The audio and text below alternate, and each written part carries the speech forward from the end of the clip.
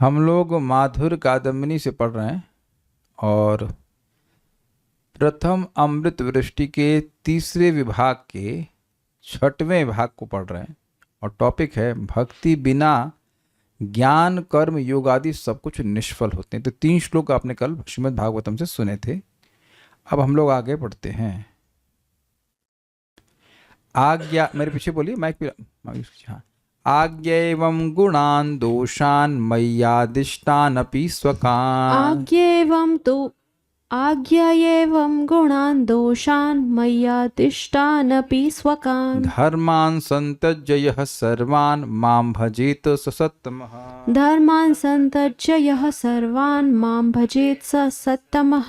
श्रीमद् भागवतम के 11:11-32 अर्थात यहाँ भगवान श्री कृष्ण उद्धव जी कह रहे हैं कि हे उद्धव, मैंने शास्त्रों के रूप में मनुष्यों के धर्म का उपदेश किया है। उसके गुण दोषों का विचार कर उस धर्म प्रवृत्ति को छोड़कर जो मेरा भजन करते हैं वे ही परम संत हैं। ये समझ में आया आपको? जितने भी आज्ञाएं भगवान ने दी हैं शास्त्र के द्वारा वो उनकी ही आज्ञा है, ये समझे, लेकिन उनके और गुण और दोषों को पे विचार करके उन सारे धर्मों को जो त्याग देता है और मेरा भजन करता है। 2 बातें हैं, सारे धर्मों को त्यागना और भगवान का भजन करना। केवल सारे धर्मों को त्यागने से व्यक्ति महान नहीं हो जाता है, सर्वधर्मान परित्यज्य वाला। लेकिन यह सर्वान माम भजेता, मतलब सारे धर्मों को जो त्याग देगा और केवल भगवान का भजन रूपी धर्म ही करता है वह सत्तमा, वह सर्वश्रेष्ठ है। तो देखिए फॉर्मूला मिल गया ना, फॉर्मूला मिल गया सर्वश्रेष्ठ व्यक्ति बनने का कि सारे पूजा आदि को छोड़ करके भगवान का भजन करना चाहिए। तो देखिए अगर वास्तविक रूप से कोई उत्तर चाहता है, कोई पूछे कि हम शिव जी की भक्ति करते हैं तो क्या हम कृष्ण की भक्ति कर सकते हैं? बिल्कुल कर सकते हैं, लेकिन सर्वश्रेष्ठ नहीं कहा जाएगा। तब भी सर्वश्रेष्ठ तब कहा जाएगा सारे देवताओं की उपासना छोड़कर केवल भगवान कृष्ण की ही उपासना करे। Is it okay? अब इसको अन्यत्र कहा गया है, इसको कहा गया है चैतन्य चरितामृत में मैं पढ़ रहा था कि भगवान जब किसी जीव पर विशेष कृपा करते हैं तो अंदर से उसको ऐसी प्रेरणा देते हैं कि सारे धर्मों को छोड़ो और तुम केवल मेरी सेवा करो। अच्छा, कितने लोग यहाँ पे उपस्थित, ईमानदारी से बोलना कि ऐसी प्रेरणा आपको नहीं दे रहे? अरे हाँ, आपका वीडियो रिकॉर्ड नहीं होगा। हमने प्रश्न क्या किया है? नहीं दे रहे।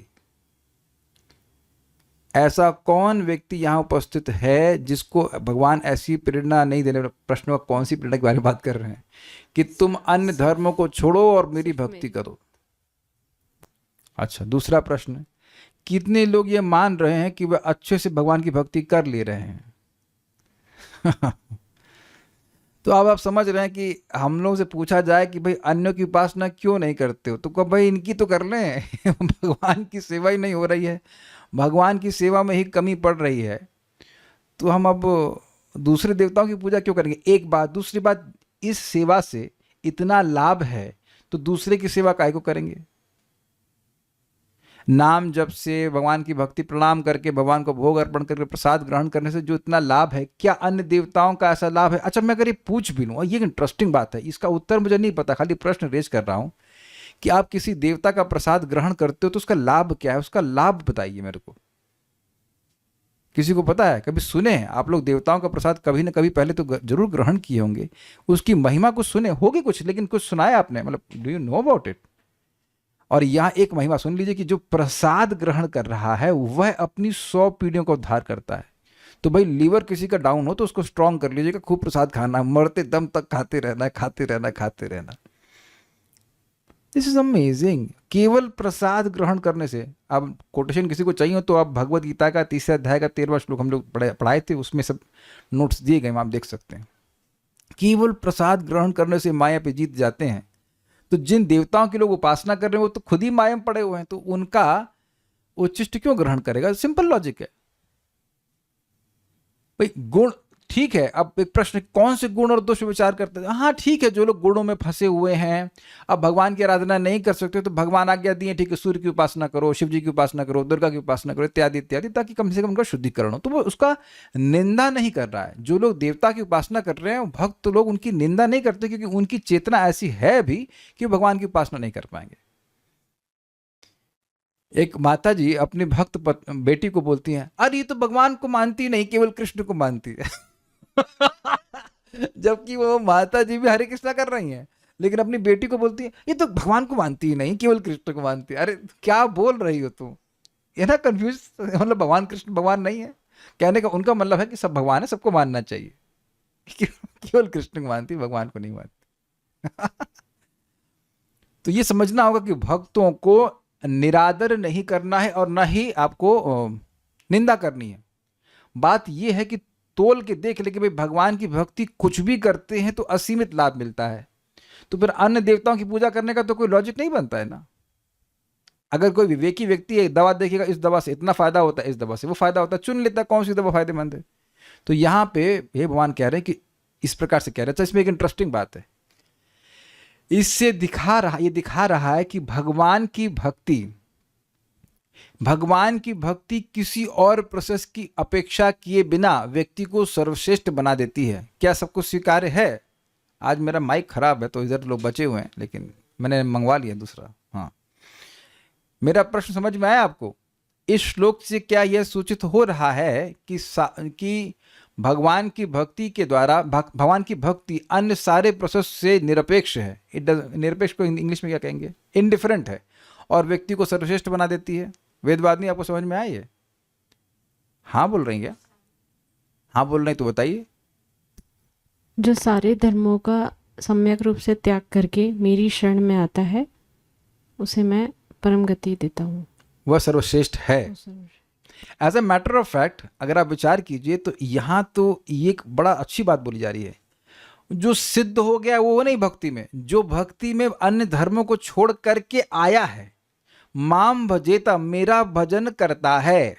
इसका मतलब ये नहीं कि भजन में परिपक्व हो गया है, भजन कर रहा है और सारे धर्मों को त्याग दिया है, तो वह भी सर्वश्रेष्ठ है। अगर आपको याद हो, हम लोग हरिनाम चिंतामणि में पढ़े थे, श्रील भक्तिविनोद ठाकुर जी ने कहा था कि जो ये सोच रहा है, जिसकी श्रद्धा ऐसी है कि नाम से, हरि नाम से मुझे सर्वश्रेष्ठ सिद्धि मिल जाएगी, तो वो सारे साधकों से भी श्रेष्ठ है, वो सर्वश्रेष्ठ साधक है। तो जिसका ये विश्वास है कि भक्ति करके हमें सर्वोच्च सिद्धि मिलेगी, वो ऑलरेडी हाईएस्ट है। लिखा है ना आपके सामने, सारे धर्मों को त्याग दिया है और माम भजेत, मेरा भजन कर रहा है। तो कितना सुंदर प्रोसीजर है। बेसिकली हमें करना क्या है, खुद इस श्रद्धा से युक्त रहें, और जिसको प्रीचिंग कर रहे हैं उसके हृदय में भी इसी श्रद्धा का आरोपण या इंजेक्शन करना कि भाई भक्ति करके तुम सर्वश्रेष्ठ हो जाओगे। और देखिए कि कोई हम जबरदस्ती तो ना कर रहे हैं। आप बहुत सारे लोग कुछ ना कुछ पूजा करते थे, ये बता दीजिए कि क्या जीवन में परिवर्तन आया था? कुछ भी नहीं। एक्चुअली द वर्ड इज निल, कुछ भी परिवर्तन नहीं आया था। अभी भी अगर आप सोच रहे हो कि हमारी बहुत प्रगति नहीं हुई है, तो निल से तो काफी ज्यादा हो गई ना। अगर वही देवता की पूजा कर रहे होते तो वही गड्ढे में पड़े रहते, विद ऑल ड्यू रिस्पेक्ट, लेकिन गड्ढे में ही चेतना रहती, कुछ भी परिवर्तन नहीं आता। It seems very offensive but not that. ये था, हम जिस गड्ढे में थे उसी गड्ढे में पड़े रहते। यही परिवार है, ये हमारा जीवन है, बस इसी में swimming in that small pond भी नहीं कहना चाहिए, वो जो बारिश में पानी भर जाता है ना, उसमें थोड़े थोड़े कीचड़ हो जाता है, उसमें मेढक फुदकते रहते, ऐसे फुदक करके जीवन हमारा समाप्त हो जाता। तो इनको बहुत अच्छा लग रहा है कि मतलब कोई व्यक्ति पढ़ा लिखा है नहीं है, उससे कुछ भी मतलब नहीं, केवल संगति दे करके भगवान की बात बताकर उसको इतना समझा देना है कि बेटा भक्ति कर रहे हो तुम, उससे सब कुछ हो जाएगा, तुम्हारा सिद्ध हो जाएगा, ये बात है। तो ये था, इससे ये भगवान ने सूचित किया कि भक्ति निरपेक्ष है। श्री भगवान ने कहा, जो समस्त धर्मों का परित्याग कर मेरा भजन करता है वही श्रेष्ठ साधु है, इत्यादि वचनों से भक्ति की अन्य निरपेक्षता ही सिद्ध होती है। क्लियर है?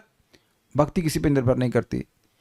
ऐसा तो कहना ही क्या है, ज्ञान कर्म योग आदि को अपना फल प्रदान करने में भक्ति की सहायता लेनी पड़ती है, उन्हें भक्ति के ऊपर निर्भर होना पड़ता है, किंतु भक्ति को अपना फल प्रेम प्रदान करने में इनमें से किसी से तनिक भी सहायता नहीं लेनी पड़ती। बिल्कुल स्पष्ट है। इसलिए भगवान ने कहा है, अब बहुत बढ़िया श्लोक है, बहुत जबरदस्त। आप इसमें बहुत सारे ऑप्शन दिए जाएंगे, सेलेक्ट कर लेना क्या चाहिए। मेरे पीछे बोलिए। यत् कर्म भीर यत् तपसा ज्ञान वैराग्यतश्च यत् कर्मभिर्यत् तपसा ज्ञान वैराग्यतश्च यत् योगेन दान धर्मेण श्रेयोभिरितरैरपि योगेन दान धर्मेण श्रेयोभिरितरैश्च सर्वं मद्भक्ति योगेन मद्भक्तो लभते अंजसा सर्वमद्भक्ति योगेन मद्भक्तो लभते अंजसा स्वर्गापवर्गं मद्धाम कथंचिद यदि वांछति। स्वर्गापवर्गं मद्धाम कथंचिद यदि वांछति। बोलिए, ये श्लोक बहुत अच्छा है। 11, 20, 32, 33 बोलिए। यत् कर्मभिर्यत् तपसा ज्ञान वैराग्यतश्च यत् यत् कर्मभिर्यत् तपसा ज्ञान वैराग्यतश्च यत् योगेन दान धर्मेण श्रेयोभिरितरैरपि योगेन दान धर्मेण श्रेयोभिरितरैरपि सर्वमद्भक्ति योगेन मद्भक्तो लभते अंजसा सर्वं मद्भक्ति योगेन मद्भक्तो लभते अंजसा स्वर्गापवर्गं मद्धाम कथंचिद यदि वांछति स्वर्गापवर्गं मद्धाम कथंचिद यदि वांछति। 11, 20, 32, 33 भागवत श्लोक समझिए। यत् कर्म भीर, जो कर्म के द्वारा, कर्मकांड के द्वारा, यत् तपसा, जो कुछ भी तपस्या के द्वारा, सब तृतीय विभक्ति चल रही, तपसा तृतीय विभक्ति, ज्ञान वैराग्य तश्च यत्, और ज्ञान के द्वारा या वैराग्य के द्वारा, योगेना अष्टांग योग के द्वारा, दान धर्मेणा दान के धर्म के द्वारा, श्रेयोभिर इतरैरपि, और अन्य जो श्रेय प्राप्ति के साधन हैं उनके द्वारा। श्रेय का मतलब क्या होता है? भविष्य में कुछ अच्छा मिल जाए, उसके लिए आज कोई व्यक्ति कोई कार्य करता है, उसे श्रेय कहते हैं। जैसे मान लीजिए अपना पैसा कहीं इन्वेस्ट कर रहा है, अरे यार लाखों रुपए तो वहां पे फूंक दिए, फेंक दिए, ऐसा नहीं है। वो वहाँ इन्वेस्ट कर रहा है, आगे बढ़ करके मिलता है। आज उसको नहीं मिल रहा है, भविष्य में मिलता है, इसे कहते हैं श्रेय। मैं इन्वेस्टमेंट के बारे में नहीं कह रहा हूँ, वो एग्जाम्पल समझा रहा हूँ। बच्चों को आप बोलते हैं, अरे खेलते ही रहो, कुछ पढ़ोगे बेटा, पढ़ोगे लिखोगे तो बनोगे नवाब, और खेलोगे कूदोगे तो बनोगे खराब, होगे खराब, ऐसा करके बोलते थे। मतलब आज कुछ तपस्या कर लो, आगे जाकर तुम अच्छा हो जाओगे, तो इसको श्रेय कहते हैं। तो कह रहे हैं जो कोई भी श्रेय का साधन कुछ प्राप्ति कराएगा, सर्वम मद भक्ति योगेना, वह सब कुछ मेरे भक्ति योग के द्वारा, मद भक्ते लभते अंजसा, मेरे भक्त बड़ी आसानी से प्राप्त कर लेते हैं। क्या क्या ऑप्शंस हैं?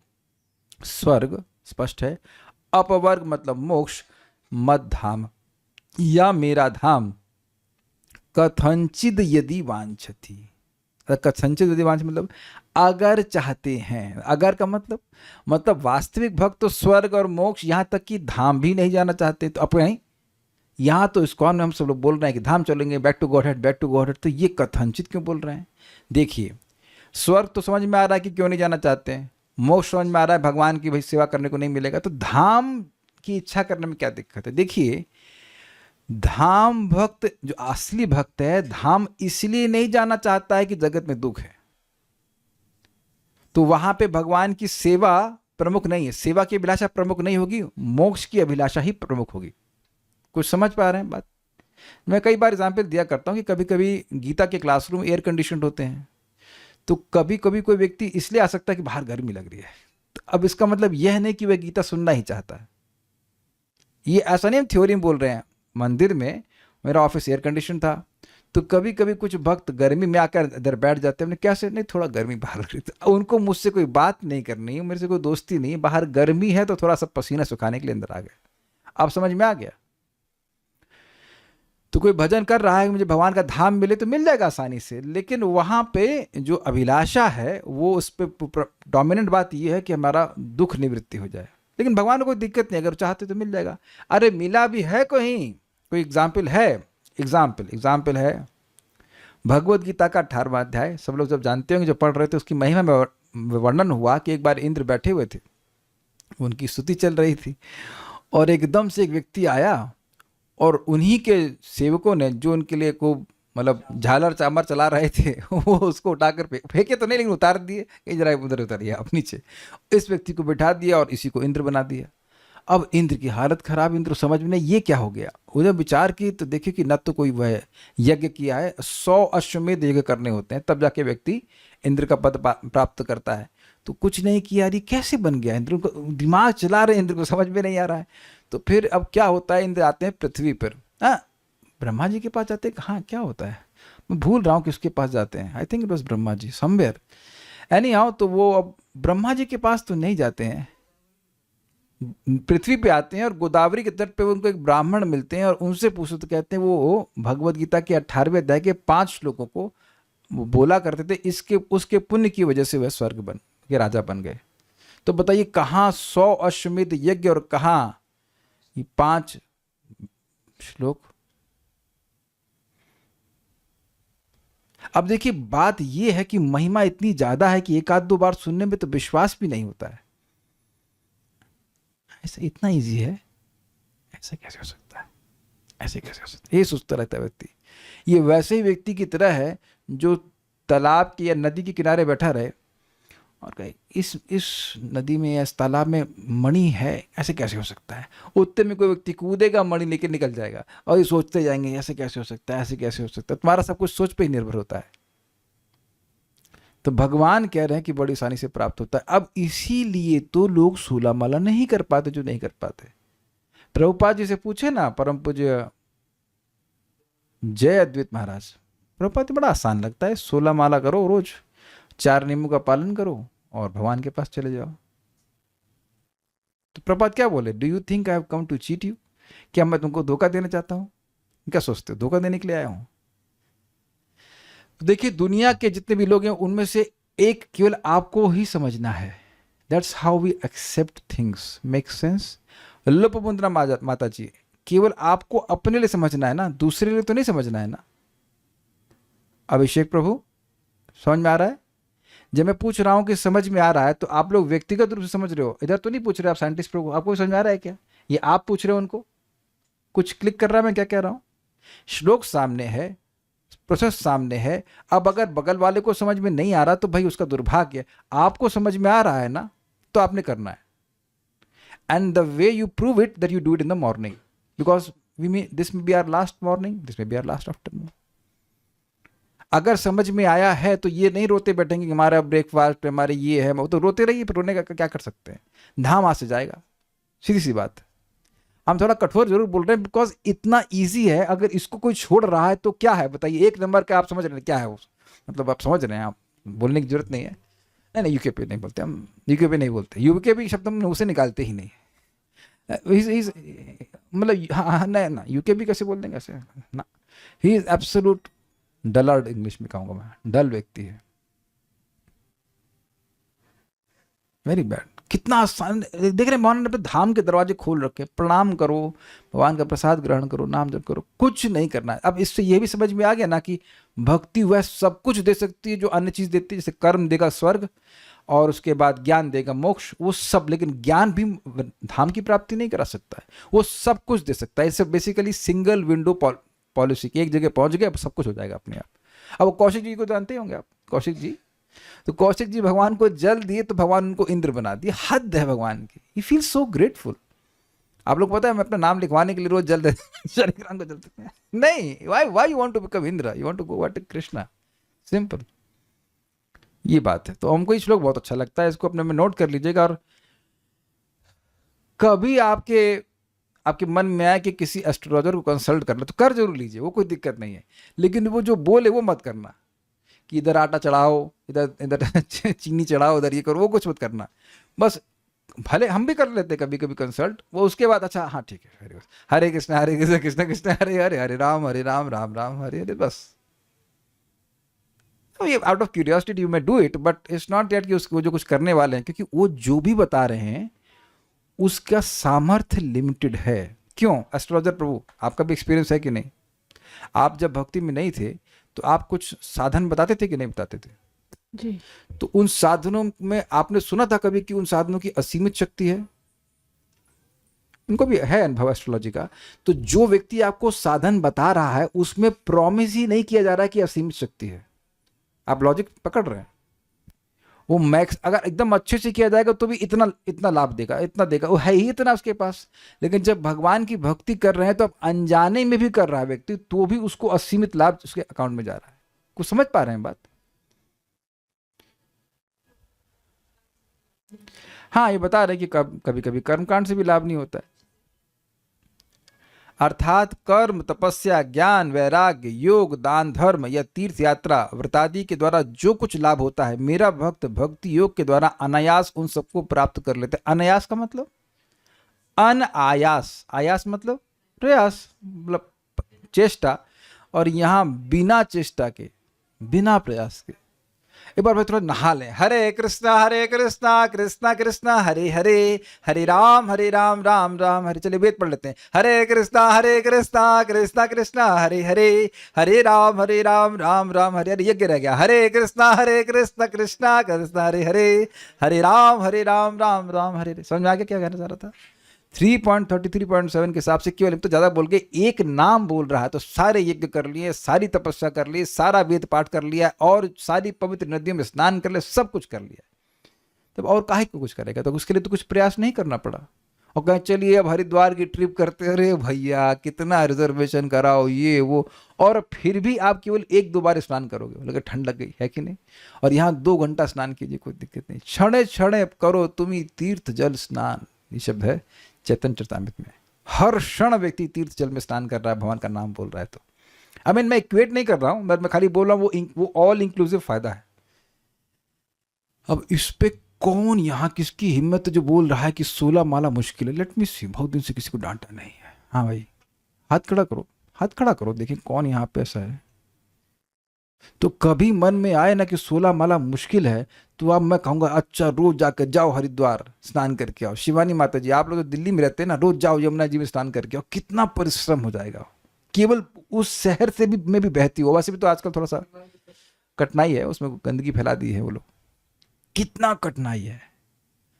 शर्मा जी, शिवानी शर्मा जी, वेद तो पढ़ती होंगी आप, ब्राह्मण है नहीं? तो आप देखिए कि कुछ भी हम लोग कोई किसी की कोई योग्यता नहीं है, इट्स जस्ट एब्सोल्यूट नथिंग, और सारी योग्यता दी जा रही है। क्या प्रयास है? कुछ भी नहीं है। उसमें भी लोग आलस करते हैं,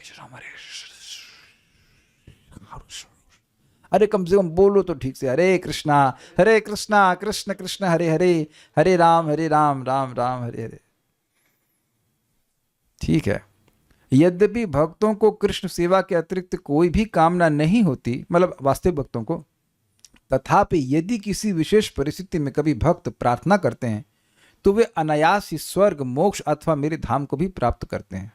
दूसरी ओर, तो ये तो स्पष्ट हो गया भक्ति की निरपेक्षता। भक्ति के बिना कर्म, तपस्या, ज्ञान आदि निष्फल होते हैं। हरि भक्ति सुधोदय, हरि भक्ति सुधोदय मतलब हरि भक्ति की सुधा, मतलब अमृत का उदय। 3.11 में कहा गया है, मेरे पीछे बोलिए, बड़ा जबरदस्त है।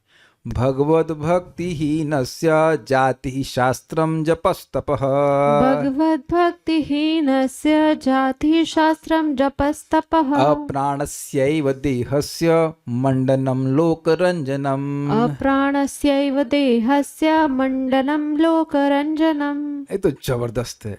भगवद भक्ति हीनस्य, बताइए बताइए बताइए क्या मतलब है इसका? जो भगवान की भक्ति से हीन है, उनका, षष्ठी विभक्ति, उनका जाति मतलब ब्राह्मण जाति में है, ये जाति में है, सारस्वत ब्राह्मण है, और वटेवर शास्त्रम, शास्त्राध्ययन, जप यानी भगवान के नाम तो करेगा नहीं, कुछ और जप कर रहा है, और कोई तपस्या है। वो कैसा है? कह रहे हैं अप्राणस्य एव होना चाहिए। हाँ, अप्राणस्य इव देह से, जैसे देह बिना प्राण का है उसका मंडनम किया जाए, उसको खूब सुंदर तरह से सजाया जाए।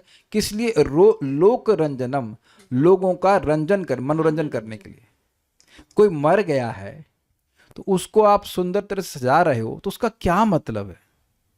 उसका प्राण ही गायब हो गया। जैसे ऐसा मैंने सुना है, if I am not wrong, कि मान लीजिए कोई लड़की मतलब पत्नी है, उसकी मृत्यु तब होती है जब पति जिंदा है, मतलब सधवा है ना, सधवा बोलेंगे, तो उसको बाली वाली मतलब जो भी करते होंगे, मेरे ख्याल से सोना तो नहीं चढ़ाते होंगे, सोना को जला देते हैं, आई डोंट थिंक सो, नहीं है ना। तो एनीवेज इतना तो उदार नहीं हो कि सोना जल जाने थे, लेकिन जो भी कुछ उसका मतलब मेकअप वेकअप करते, तो अब उस स्त्री का क्या मतलब है? खाना बनाएगी, क्या सेवा कर पाएगी? कुछ भी नहीं। मतलब ये जो दृष्टांत है बहुत अजीब सा है, क्योंकि जब कोई व्यक्ति मर जाता है तो उसका श्रृंगार नहीं किया जाता है, लेकिन अगर श्रृंगार किया भी जा रहा है तो वो व्यर्थ है। उसको समझाने के लिए बड़ा ज्वलंत वे में समझाने के लिए कह रहे हैं कि जो मरा हुआ व्यक्ति है उसको सजाने का क्या मतलब है। ऐसे ही भगवान की भक्ति के बिना तुम जो तपस्या कुछ कर रहे हो उसका कोई मतलब नहीं है, ये बोल रहे हैं। भगवत भक्ति रहित लोगों की ब्राह्मण आदि उत्तम जाति, वेदादि शास्त्र अध्ययन, तपस्या, यह सब कुछ मृत शरीर को वस्त्र अलंकारों से भूषित करने की भांति लोक रंजन मात्र, लोक रंजन मतलब लोगों का मजाक, लोगों को लोक मनोरंजन करने के लिए। हाँ, इन शास्त्र वचनों से भक्तिहीन साधनों की विफलता ज्ञात होती है कि भक्ति नहीं कर रहा है तो कुछ भी नहीं मिलेगा। उनके अनुष्ठान से जो कुछ फल प्राप्त होता है वह भक्ति की सहायता से ही प्राप्त हो जाता है। मतलब जो कुछ अनुष्ठान कर रहे हो उसमें भगवान कुछ नाम आया, कुछ आया, तभी हो रहा है, नहीं तो वह काम नहीं करेगा। देखिए समझ लीजिए, काफ़ी इंटरेस्टिंग है। शरीर को समझ लीजिए कि शरीर कैसे स्थानीय है, वो जो उसमें क्रियाएं हो रही हैं, कर्मकांड में कुछ क्रिया हो रही तो उसके जैसा हो गया शरीर। लेकिन जो शरीर का प्राण है, जो मुख्य बात है, वह है भक्ति। तो प्राण ही गायब हो जाएगा तो फिर कैसे कुछ कार्य करेगा, है कि नहीं? ये बात है। जिस प्रकार प्राणों के अधीन है, कहाँ गया? नहीं, ये तो ठीक है। जिस प्रकार शरीर होना चाहिए, जिस प्रकार शरीर प्राणों के अधीन है, जब तपस्या आदि भी उसी प्रकार परम महीयसी भक्ति देवी के अधीन ही है, ऐसा जानना चाहिए, स्पष्ट है।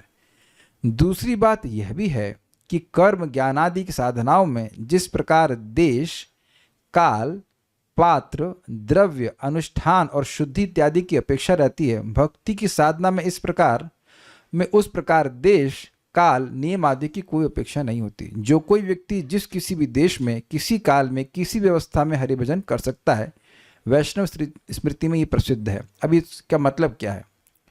अच्छा, तो ये बताइए कि देश का क्या मतलब है? देश का मतलब है अब यज्ञ करना है तो कह चलो भाई बाथरूम में स्पेस खाली है, वहीं यज्ञ चालू करो। तो कहेंगे अच्छा आप अपनी डीटी वर्शिप क्या बाथरूम में कर सकते हो? नहीं कर सकते हैं, लेकिन हरे कृष्णा कृष्ण कृष्ण हरे हरे, हरे राम राम राम हरे हरे करना ही चाहिए। स्नान कर रहे हैं, करना चाहिए, क्या दिक्कत है नाम बोलते हुए? भाई बाथरूम सिंगर तो होंगे ना आप लोग। अच्छा, कौन यहाँ बाथरूम सिंगर नहीं है? बाथरूम सिंगर समझते हैं जिसकी सिंगिंग केवल बाथरूम में शुरू होती है, अच्छा नहीं गा पाते हैं तो बाथरूम में तो कोई डिस्टर्ब नहीं होगा तो वहीं गा लेते हैं, तो वहाँ हरे कृष्ण गा सकते हैं। क्लियर है? काल का मतलब जैसे कि आप ये देखते हैं कि कोई पूजा होती, आप लोग जानते होंगे कर्मकांड में समय में आप लोग काल निर्धारण करते तो ना कि इस काल में पूजा हो सकती है, लेकिन भक्ति में ऐसा कुछ भी नहीं। कभी भी जब करिए, कभी भागवत पढ़िए, कभी भी करिए। शुभ और अशुभ काल का कोई सिस्टम नहीं है। भाई शादी में भी तो होता है ना, वो कौन से में नहीं, 4 महीने में शादी नहीं होती ना, ये चतुर्मास में शादी नहीं होती ना, मलमास में भी नहीं होती है, चतुर्मास में भी नहीं होती। तो ऐसा जप में तो कुछ भी नहीं है, ये भगवान की कथा में भी ऐसा कुछ भी नहीं है। पात्र का बड़ा स्पष्ट है, ब्राह्मण होना चाहिए, वो व्यक्ति योग्य होना चाहिए, द्रव्य की शुद्धि होनी चाहिए, अनुष्ठान स्पष्ट है, ठीक से होना चाहिए, शुद्धि नहा धो के आना चाहिए। तो इस सब चीज़ों की अपेक्षा रहती है, लेकिन भक्ति में ऐसा कुछ भी नहीं है। और इस बात को जब भक्ति में इन सब नियमों का कोई अपेक्षा नहीं है तो स्वाभाविक सी बात है कि वो जो अन्य नियम होंगे उस कर्मकांड आदि की, वे भी उस पर लागू नहीं होते हैं। मेरे पीछे बोलिए, न देश नियमस्तस्मिन् न काल नियमस्तथा, न देश नियमस्तस्मिन् न काल नियमस्तथा, नोचिष्ठादौ निषेधोस्ति श्रीहरिर्नाम्नि लुब्धक, नोचिष्टादो निषेधोस्ति श्रीहरिर्नाम्नि लुब्धक। हे शिकारी, लुब्धक का मतलब होता है शिकारी, या एक और अर्थ है जो नाम का लोभी है, दोनों अर्थ हैं। हे नाम के लोभी या हे शिकारी, हरिनाम का ऐसा ही अनिर्वचनीय महात्म्य है कि हरिनाम संकीर्तन में देश काल का कोई नियम नहीं है। यहाँ तक कि उच्चिष्ट अवस्था में भी नाम संकीर्तन किया जा सकता है। मतलब केक खा रहे हैं, अरे हरे कृष्णा खाओ खाओ। महाप्रभु के भक्त प्रसाद ग्रहण करते थे, लेकिन बीच बीच में हरे कृष्णा प्रभुपाद जी का हमने सुना ऐसा, मतलब सुना, हमने डायरेक्ट तो नहीं सुना, लेकिन भक्त तो सुना है कि ऐसा इंस्ट्रक्शन है कि मान लो प्रसाद एक बाइट बना लिया, अब उसको सान रहे हैं, उतनी देर में हरे कृष्णा कर लेना चाहिए। I mean if you are like really लोभी मतलब समझ रहे हैं कि कमाई का मौका मिल रहा है तो जितना समय मिल जाए नाम जप में कर लेना चाहिए। तो वहाँ कोई नियम नहीं है कि आप मुंह झूठा है तो हरे कृष्ण नहीं कर सकते। जैसे कि एक बात है, जैसे गायत्री हम लोग करते हैं तो उसमें नियम ये नहीं कि अभी आए वो मतलब हाथ भी धुले नहीं, मुंह धुला नहीं और गायत्री करने बैठ गए। कुछ चीजों में नियम है ऐसा, लेकिन भगवान के श्रवण कीर्तन में ऐसा कोई नियम नहीं है। प्रमाण, यस्यावतार गुण कर्म विडंबनानि नामानि आसु विगमे सहसा विवशा गृणन्ति तेनैक जन्म शमलम सहसैव हित्वा संयान्ति पावत मृतम तमजम प्रपद्ये। ब्रह्मा जी कह रहे हैं कि मैं उन अज भगवान श्री कृष्ण की शरण में जा रहा हूं। कैसे? यस्यावतार गुणकर्म विडंबनानि, जिनके अवतार गुण और कर्म मनुष्य लोग की रीति का विडंबन करते, अनुकरण करते हैं, जिनके नाम को मरते समय, प्राण जब बाहर जा रहा है उस समय, मरते समय विवश होकर के व्यक्ति बोल देता है। मरते समय का मतलब समझ ही रहे हैं कि शरीर अपवित्र है। भाई ये तो कोई नियम नहीं है ना कि नहीं नहाया हुआ है तो मरेगा नहीं, कभी भी मर सकता है। तो शरीर अपवित्र है, वाणी स्खलित होती है, वाणी से ठीक से नहीं बोल पाता है और मन भी डिस्टर्ब रहता है। ऐसी अवस्था में भी अगर भगवान का नाम वो बोल देता है तो सारे सारे जन्मों के पाप को त्याग करके भगवान के धाम की प्राप्ति करता है। ये आपने सुना था। तो ये स्पष्ट हो गया कि ऐसी अवस्था में भी नाम जप व्यक्ति कर सकता है। भक्त पूछ रहे थे कि प्रभु जी हम लेट के जप कर सकते हैं? अगर आप जप कर पाए तो जरूर कर सकते हैं। ये उत्तर समझ में आया? नहीं भाई, मान लो कोई व्यक्ति बीमार है, अब वो लेट के जप कर रहा है और नहीं सो रहा है तो कोई दिक्कत नहीं है, लेकिन अगर लेट करके सो रहा है तो जप कैसे होगा? मतलब आप समझे बात। जप कर पाए तो लेट के करिए, शीर्षासन ला के करिए, कोई आपत्ति नहीं है, लेकिन नहीं मतलब उस पर संभावना सोने की। देखिए जिस भक्त ने प्रश्न किया था उनका स्वास्थ्य खराब है इसलिए वो कर सकते हैं, और बाकी लोग जिनका स्वास्थ्य अच्छा है वो अब लेट के ही करेंगे तो आप जानते हैं कि क्या होगा। You know that. एक बात कह रहे हैं लेटने से उतना फोकस नहीं बनता, रे मोटो। इसका मतलब इन्होंने भी ट्राई किया हुआ। नालायक है। एक से आप इतनी बीमार नहीं है, आप स्वस्थ हैं। हम एक व्यक्ति को बोल रहे हैं जिन्होंने प्रश्न किया वो बीमार है, ठीक है, अच्छे से करने के। लेकिन अगर ऐसा है तो करना पड़ेगा। जैसे मान लीजिए कभी कभी बुखार हो जाता है तब नहीं बैठा जाता है तो लेट के कीजिए। अब यहाँ बात आ रही तो आपको बता देते हैं, अगर बुखार हो जाए और माला से ना कर पा रहे हो तो मैं टिप बता रहा हूँ, आप काउंटर ले लीजिए और मान लीजिए 10 बार महामंत्र बोल पाए, फिर थक गए तो फिर रख दो, फिर 10 बार बोल दो, ऐसे करके पूरा कर सकते हैं। मैंने ऐसा किया एक बार, मेरे को क्या कहते हैं छोटी माता आई थी, बड़ा टेंशन दे रही थी। तो हमने कहा माता जी तो करने नहीं देंगी ये जब, तो हमने काउंटर लिया, हरे कृष्ण हरे कृष्ण 10-11 बार बोल दिया, फिर थक गए, फिर अच्छा फिर माता जी हरे कृष्ण। क्योंकि पूरे शरीर में खुजली होती है ना, कहाँ से माला करेंगे आप? तो ऐसा कर सकते हैं but not on a regular basis. One best is to chant with mala. उसके बाद पवित्र अपवित्र सभी अवस्थाओं में नाम संकीर्तन करने के लिए कोई भी निषेध नहीं है। जो इस क्लास में आया दोबारा कभी नहीं पूछना कि हम इस अवस्था में हैं तो हम जब कर सकते हैं कि नहीं कर सकते। आपके सामने लिखा हुआ है शास्त्र से। भक्ति अपनी सिद्धि के लिए किसी की भी अपेक्षा नहीं करती। हरि भक्ति विलास 11.408। ठीक है, न देश का नियम है इसमें, न काल का नियम है, उच्चिष्ट आदि का निषेध भी नहीं है। चीज है। अब आखिरी सेक्शन ये बहुत अच्छा है, इसलिए कहा गया है सकृदपि परिगीतम श्रद्धया हेलया वा भृगुवर नर मात्रम तारयेत कृष्ण नाम। एक भक्त, इससे पहले से आगे जाए, भक्त पूछ रहे हैं काल का नियम नहीं हुआ मतलब अभी तो समझाया मैंने आपको। अब सुबह जब कर सकते हैं, शाम को कर सकते हैं, दोपहर में भी कर सकते हैं। फिर आप ऑब्जेक्शन करेंगे अभी तो आप बोले कि सुबह सुबह करना चाहिए। देखिए सुबह करने के लिए इसलिए बोल रहा हूं ताकि आप कर लो। ऐसा भी, अच्छा चलिए ईमानदारी से बताइए, कभी ऐसा हुआ है कि किसी के राउंड्स रह गए हों और उसको याद ही ना ही रहा कि राउंड्स आपके संग? अच्छा आप भी पार्टी में, आप भी हैं? अच्छा ठीक, आपके संग हुआ? आप तो सिंसियर हैं, आप तो पहले दिन से 16 माला नॉन डिस्टर्ब। तो याद ही नहीं रहता है कि माला छूट गई है, तो जब याद ही नहीं रहेगा तो करेंगे क्या? गायत्री में हमारे संग कभी कभी हो जाता है ना, मन में करनी होती चुपचाप चुपचाप, तो कभी छूट, अरे यार छूट गई, अगले दिन 2 करते हैं फिर से। तो ये ध्यान देने वाली बात है, इसलिए बोला जा रहा है। लेकिन ऐसा नहीं है कि आप दोपहर में नहीं कर सकते कि शाम को नहीं कर सकते, ये स्पष्ट है। ओके, अब यहां श्लोक क्या कह रहा है, बड़ा सुंदर है। स्कंद पुराण के प्रभास खंड से, सकृदपि, इसका क्या मतलब है? माइक की बताइए, देखते हैं कितना समझिए। सकृदपि, केवल एक बार। केवल एक बार। परिगीतम, गायन। बोलता है, लेकिन इसमें परि का अर्थ दिया है कि आंशिक रूप से बोलता है। नारायण नहीं बोल पाया, नारायण ऐसा भी बोल दिया, मतलब स्पष्ट नहीं है। संदेह हो कि भगवान का नाम बोल रहा है तब भी। कुछ समझ रहे हैं संदेह का मतलब? जैसे कभी कभी लगता है आपको कि आपका नाम पुकारा गया लेकिन पुकारा नहीं जाता है, ऐसी अवस्था में भी तो अगर भगवान को ये डाउट हो जाए कि मेरा नाम तो नहीं बोल रहा है, कहीं मेरा नाम बोल रहा है, इस कॉलिंग में मुझे पुकारा क्या, मान लीजिए वो लक्ष्मी जी कहेगी मुझे बुला रहा है क्या, ऐसी अवस्था में नहीं बुला रहा हो, लगे कि हरी मिर्च लेना भाई, तो हरी मिर्च को बुला रहा है ना, वो भी श्रद्धया हेलया, या श्रद्धा से बोल रहा हो या हेला अर्थात इनडिफरेंस, बिना श्रद्धा के बोल रहा हो।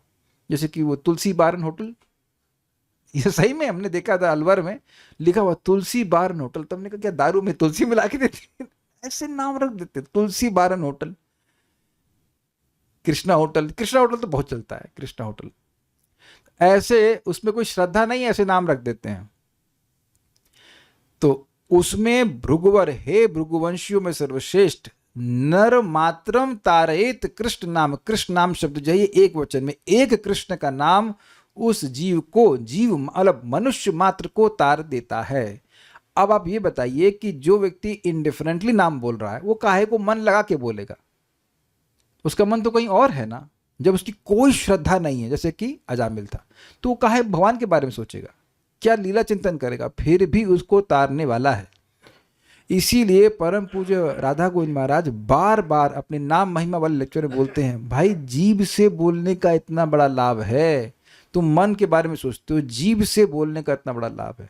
सारे मतलब जितने अच्छे अच्छे सन्यासी प्रवचन करते हैं बार बार समझाते हैं, chant simply by chanting means simply by chanting, उस पर आप श्रवण कर लें, भक्ति भाव से करें, वो तो बहुत बढ़िया, वो तो बहुत ज़्यादा हो गया।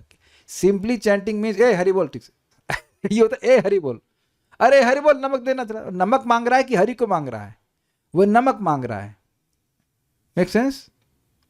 ए हरि बोल, तुमको बैठना नहीं आता, ऐसे करके कई बार डांट लगता है। वो हरि बोल मतलब वो हरि नहीं बुलवा रहे हैं, इज जस्ट स्पीकिंग हरि। ये तो खैर भक्तों का स्वभाव ऐसा होता है, तब भी व्यक्ति को मोक्ष मिलता है, जिस मोक्ष के लिए मर जाता है व्यक्ति, मतलब मर जाता मतलब खूब मेहनत करता है, जन्म जन्मांतर, फिर मोक्ष नहीं मिलता है।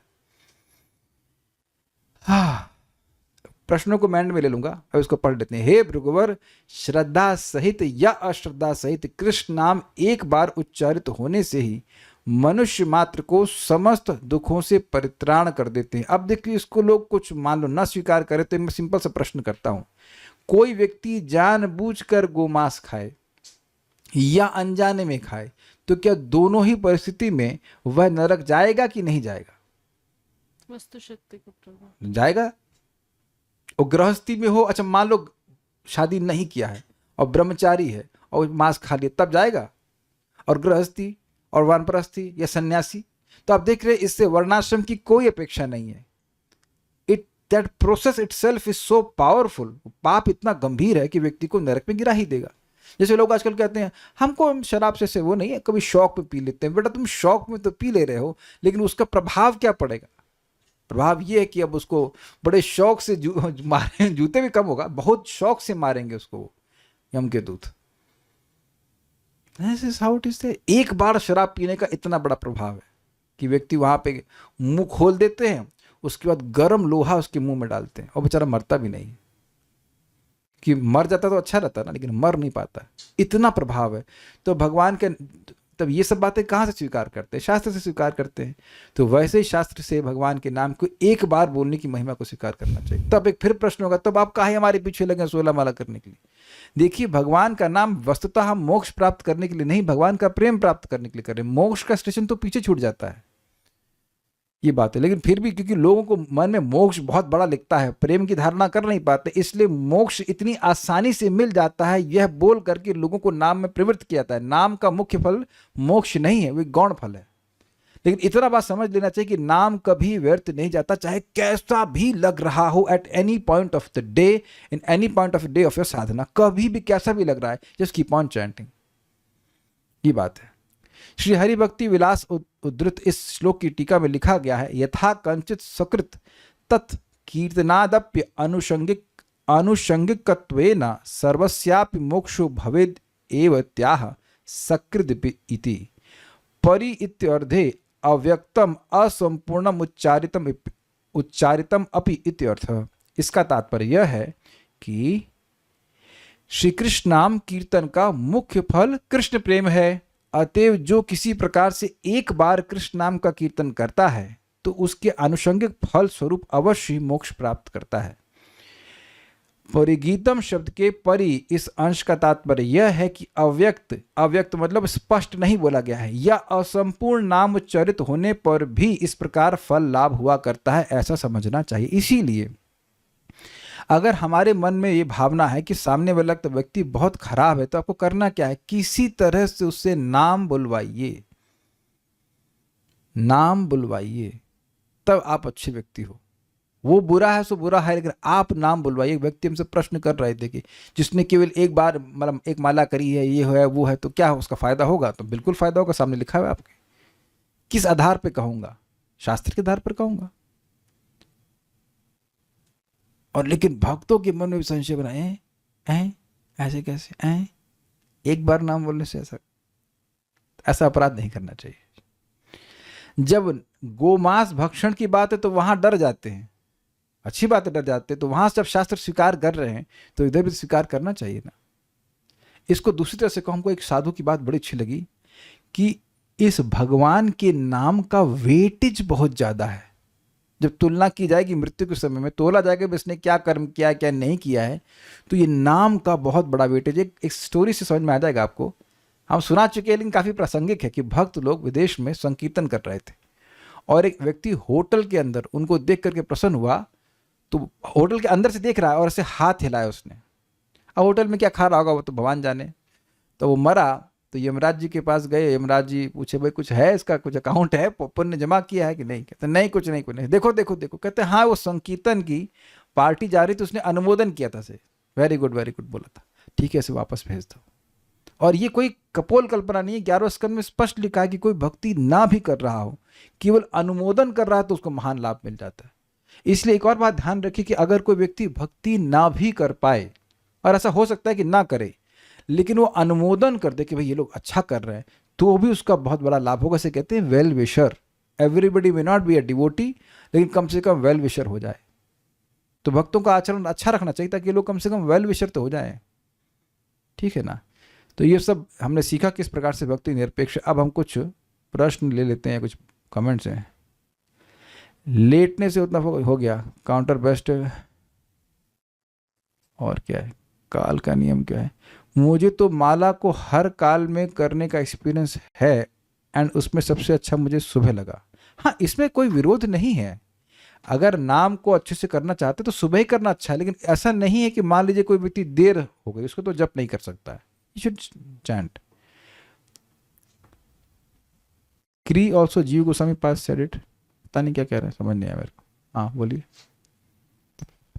हरे कृष्ण प्रभु जी। प्रभु जैसे आपने वस्तु शक्ति के बारे में बोला कि वो भाव की अपेक्षा नहीं करती है, तो हमने कई बार सुने आपसे कि जैसे जप कैसे कर रहे हो वो मैटर कर रहे हैं, तो फिर जप तो वस्तु शक्ति से और ज्यादा प्रभावशाली है ना, तो फिर तो कैसे भी किया जाए। जप वस्तु शक्ति से अधिक, मतलब वस्तु शक्ति मतलब जो जैसे भाव की अपेक्षा नहीं कर रही है, तो फिर जप में भाव की अपेक्षा की आप ये मतलब मैंने क्या कौन से भाव को बोला है बताइए?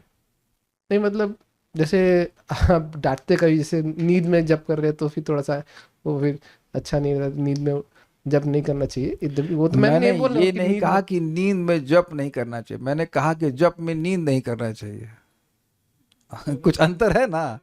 अगर इतनी अवस्था आ गई कि नींद में भी हरे कृष्णा हो रहा है तो कोई आपत्ति नहीं। अभी जैसे अभी मैं कल सपना देखा था, एक परसों सपना देखा था, नींद में भी मैं गीता पढ़ा रहा था, तो उसमें तो आपत्ति है नहीं ना। लेकिन गीता पढ़ाते हुए सो जाऊंगा तो आपत्ति होगी ना। तो अगर इतना अभिनिवेश हो गया है कि भाई सोते हुए भी गीता चल रही है, जाप चल रहा है, तो कोई दिक्कत नहीं है। जैसे था वो सुना था, कुंभकर्ण रखा था, अरे राम ने उसको, भाई ने उसको मार दिया। किसने? राम ने। अब फिर सो गया, तो उससे भी उसका उद्धार हो गया। आप चाहते क्या हो, प्रश्न ये है। प्रश्न ये है कि आप चाहते क्या है? क्या हम भगवान का प्रेम चाहते हैं कि केवल मोक्ष चाहते हैं? मैंने अभी रिपीट किया कि मोक्ष प्राप्त करने में कोई कठिनाई नहीं है, लेकिन अगर व्यक्ति भगवान का प्रेम प्राप्त करना चाहता है तो उसमें खूब निष्ठा से भजन करना होता है।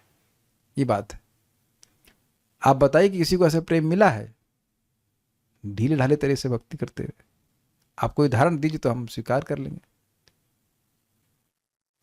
बल्कि आप ये देखिए कि जितना व्यक्ति गंभीरता से जप करता है उसका हृदय और जल्दी शुद्ध होता है, उतनी जल्दी वह भक्ति के पथ पे आगे बढ़ता है। तो दोनों ही बातें हैं, संभाल के चलना पड़ेगा। ठीक है, पॉइंट इज सिंपल कि अगर आप नाम बोल रहे हैं तो लाभ होगा। अब अगर सो गए तो जप नहीं कर पाएंगे ना,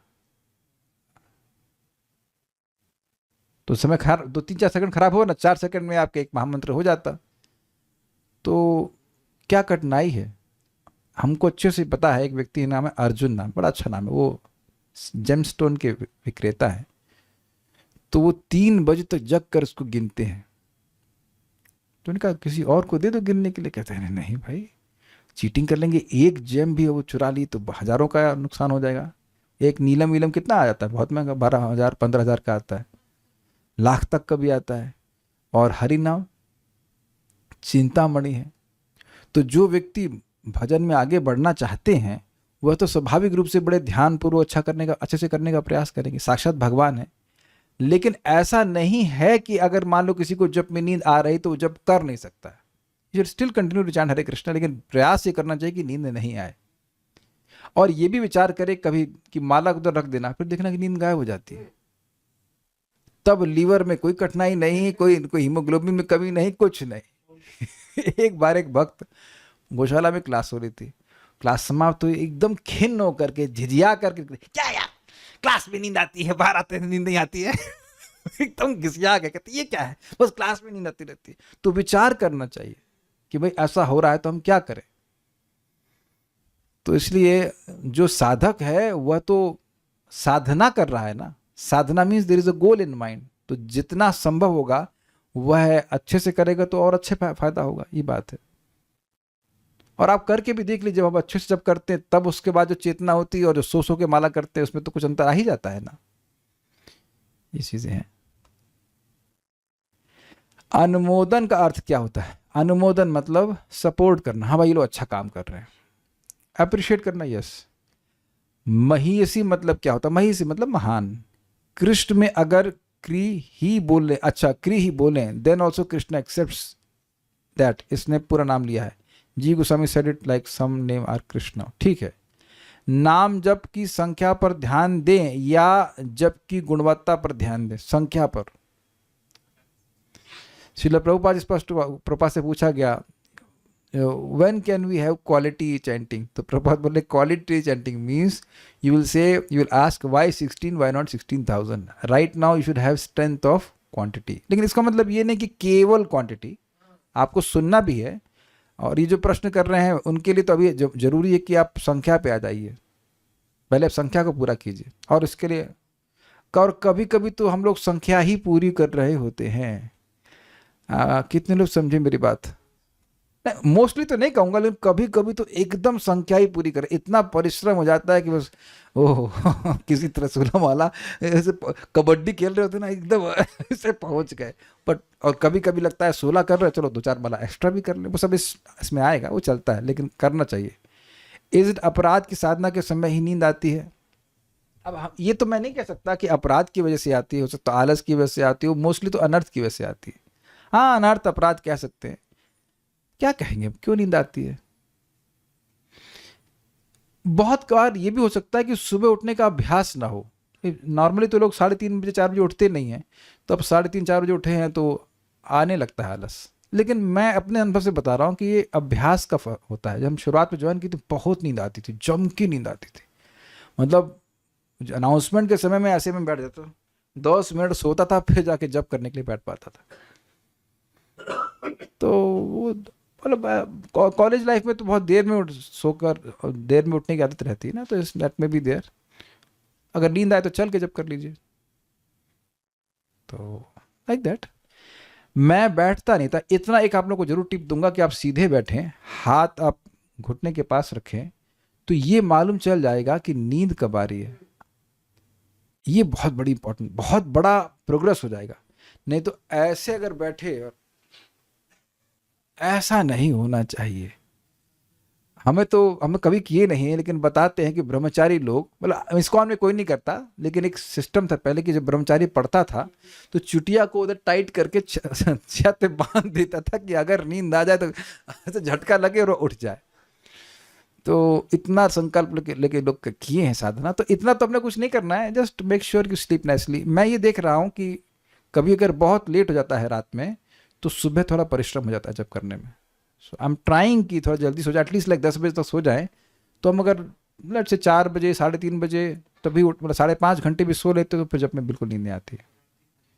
और रात का खाना तो ओहो वाह वाह, हाँ ये भाई साहब पूछ रहे थे नींद के कितने पराठे खाए थे कल रात में, हैं? तो रात में दबा के खा रहे तो सुबह जब में नींद नहीं आएगी तब हमें कोई दिक्कत नहीं, खाओ। इस पे बहुत ध्यान रखना हो कि रात एक्चुअली प्रसादम आपका 5:30-6 बजे तक हो जाना चाहिए मैक्स। तो उसके बाद अगर खाएंगे तो फिर फिनिश बाय 7, हाँ तब नींद नहीं आएगी। ठीक है। सो एनीवेज, खैर जो भी हो, लाभदायक है भगवान का नाम। आप जब के बारे में जब भी बोलते हैं तब जब अच्छा होता है। देखिए अब इस बात से मैं संतुष्ट नहीं हूं। पॉइंट क्या है कि आप मेरे बोलने की प्रतीक्षा क्यों कर रहे हो? Why are you not digesting these teachings for 24 hours?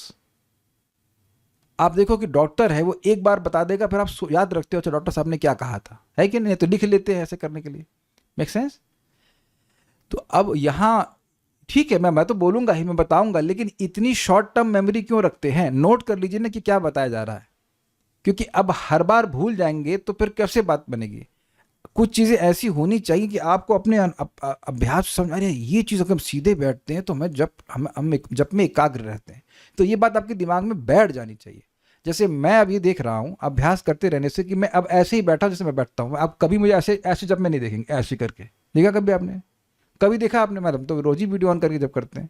इसीलिए भक्तों को मैं बोलता भी हूँ कि ऐसे घुमा के टेढ़े होकर के ऐसे करके नहीं बैठने का। यू सिट एंड देन आपको कुछ प्रयास नहीं करना होता है, आप ऐसे बैठ ही नहीं सकते आलू के बोरे जैसे। कहीं आलू का बोरा को कहीं भी रखेंगे ऐसे नीचे हो जाएगा। You can not do just. और हम केवल हम अपनी बात नहीं कर रहे, बहुत सारे भक्त हैं जो एकदम सीधे बैठते हैं। अच्छा कितने लोग यहाँ बोलेंगे कि आपको अभ्यास बन गया सीधे बैठने का? Please raise hands. एक भी नहीं, 2 लोग। हाथ खड़ा करने में आप लोग बहुत आलसी हैं, सब सो रहे हैं लग रहा है। हाँ ठीक है, तो 5 6 7 8 लोग हो गए। अच्छा Hrithik Prabhu, do you feel it is good sitting straight? Diksha माता जी फील गुड? एंड क्या लगता है कि पीठ दर्द करती? कुछ भी नहीं करती। ये देखो कल्याण प्रभु की दर्द करती है, वो बेचारे 80 साल के बुढ़े हैं तो उनको होती है ना। आप एक्सरसाइज करते हो? वो कहो कि मैं दे ही नहीं हूं तो एक्सरसाइज तो देह से होती है। तो ये सब गलत बात है। आपने जो सांस लेकर जब करने के लिए बोला वो सही है, मैं प्रश्न कर रहे हैं कि वो सही अनुमोदन कर रहे हैं।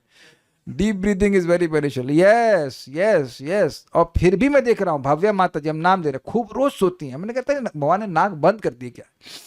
कभी नहीं देखा कि नाक से सांस ले रही है, ऐसे कभी नहीं। और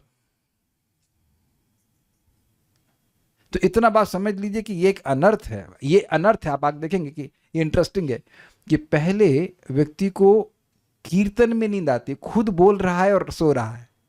जब वो खत्म हो जाता है तो दूसरा लेवल है, जब दूसरा बोल रहा हो तब नींद आती है। तो ये भी है कि कथा बोल रहा है तो नहीं सोएगा, लेकिन कोई कथा कह रहा है तो सो जाएगा। तो ये भी एक अनर्थ भक्ति का स्टेज है। तो इसको आप देखेंगे लय या विक्षेप में आता है। एक भक्त कह रहे हैं कि एक बार आपने बताया, एक बार आपने बताया था कि हेल्थ चैंटिंग देन सेवा, थोड़ा इस पे बताइए कि पहले ये बताइए कि मैंने एक बार बोला, इसे कई बार बोला। चलिए देखिए बहुत सिंपल सी बात है। अगर देह ही नहीं होगा तो आप भजन कैसे करोगे? है ना, रात में नींद पूरी नहीं हुई है तो आप क्या जप कर पाएंगे? नहीं कर पाएंगे। तो सबसे पहले आपने शरीर को ठीक रखना होगा कि ये एक उपकरण है, उसके द्वारा भक्ति करनी है। देन इज योर चैंटिंग, क्योंकि चैंटिंग आपकी कॉन्शियसनेस को प्रिपेयर करती है किसी भी सेवा को सेवा के रूप में करने के लिए। आप सबका अनुभव होगा कि जब चैंटिंग अच्छी होती है मन में ना एक उफान सा आने लगता है, वो उछाल आता है कि हम कृष्ण के लिए कुछ करें। क्या इस बात को आप लोग स्वीकार करते हैं?